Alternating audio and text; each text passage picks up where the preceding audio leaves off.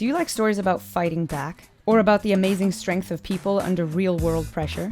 Then this interview is for you. Missy Bell is a writer-director based in North Carolina who makes films about, and I'm quoting now, about people who are ready to step off the ledge. Beginning in theater as an actor, Missy moved on to directing theater shows in 2000 and then on to film directing in 2018. Missy's film Opprobrium won the Empowerment Award at the Valkyrie International Film Festival where we met, and she sat down with me to talk more about her project, her process, and her overall filmmaking journey. Please enjoy my interview with writer-director Missy Bell. Tell me a little about yourself. Where are you from? I am from Asheville, North Carolina. I didn't grow up there. I grew up in Johnstown, Pennsylvania, and I've lived in Asheville since 2014. That's awesome. What got you into filmmaking? Well, I started in theater. I started as an actor, and then in college, I had a professor say, you should really try directing. So I directed stage for 22 years. I ran a theater program for a high school. I did all the things, coached actors, and I was directing a production in Asheville, and we were using a film acting coach's studio for the production, and he saw me directing and he was like, you should try film acting. So I came to his class, did coaching with him for a while, and then really wanted to kind of learn more about being behind the camera, and went to a school called the Asheville School of Film for like an intro to filmmaking class.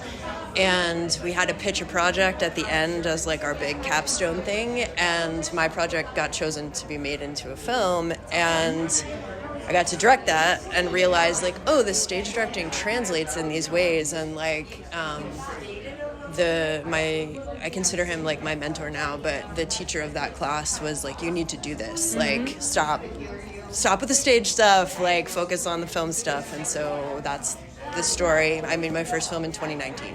That's so cool. What was it? It was called Sync.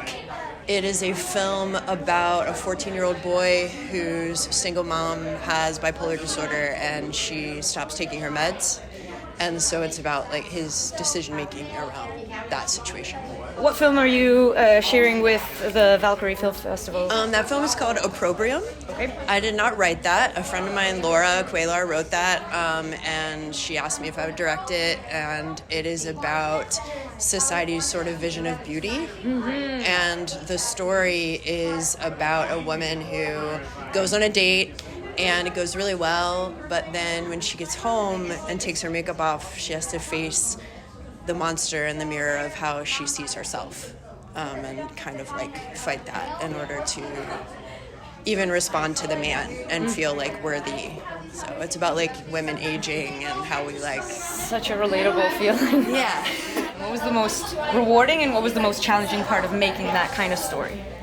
The most rewarding thing has been seeing people's response to it, like seeing it here and having the Q&A afterward, and having men, women, people of like all genders say like, I related to that. I have my monster that I face in the mirror. I struggle with these same things, and like that was really powerful. It made everything worth it.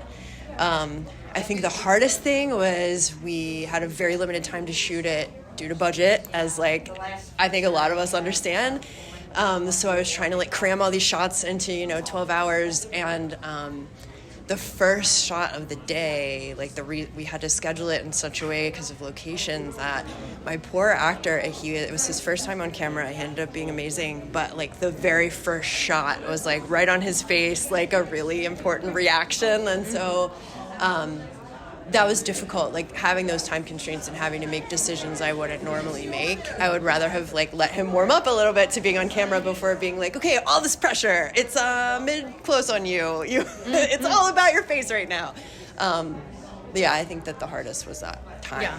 When I was acting and I had an agent and I was doing the whole thing, like the grind got to be like, I would get an audition and just be like, I don't even want to do this. And I don't feel that way about directing. Directing, I'm like, I'll grind at this all the time. Like, I care about this. I want it, So it definitely just feels like I'm 42, and I finally found the thing I'm supposed to be doing. Yep. Yeah. That's awesome. That's really nice. So what kind of future projects do you have? I have a bunch of things like cooking and development. I don't want to like give stuff away, Sure. but I have several features, a couple that I've written. I'm collabing with my mentor that I talked about earlier on a film that's going to be really cool. It's like a coming-of-age story about witches and sort of like hysteria surrounding magic. And then I have one that's really based in my Christian growing up and how that's sort of been twisted by, not even society, by Christianity itself into something that it's not. And so I'm working on a script about that, and that's in development. So I really want to do a feature next. It's like, you know, finding the money and, you know, all those things are so challenging, but I'm ready to do that, and I want to do it. So you will. Yeah. Yeah, exactly. Yeah. You want to, and therefore you will. Thank you. Where can people reach you on your various socials, websites, whatever you want to promote? Yeah, I have a website. It's missybell.net, and it has connections to everything. My Instagram is missybell_arts, ARTS. And so from there, you can probably find all the things. all the things. Yeah. All right, awesome. Thank you so much for sitting down with me. Thank you. You can follow Missy's projects on missybell.net, and her extensive award-winning filmography is on IMDb and FilmFreeway. Links below. Missy, thank you for sharing your journey with us. I can't wait to see what you make next. If you enjoyed this episode, click on this playlist here. Here, I think. For more filmmaker interviews just like this one. Next time we interview Buffalo-based filmmaker and composer Sabrina Peña Young. Like and subscribe if you haven't already. Hit up the newsletter at friendlyfilmmaker.com. It has a bunch of useful indie news every week, as well as some goodies. And follow us on ko-fi.com/friendlyfilmmaker for more behind the scenes, blogs, and special features. Thank you to all the Ko-fi supporters who help keep this channel running. And thank you all for watching. Friendly Filmmaker is a Tuba Creations production. Don't forget to like and subscribe. Find us on Facebook, Instagram, Twitter, and Mastodon. And if you like what we do, consider supporting us on Ko-fi with either a one-time donation or a membership. Members get all sorts of great perks. Check out ko-fi.com/friendlyfilmmaker for more. That's ko-fi.com/friendlyfilmmaker. Thanks for watching.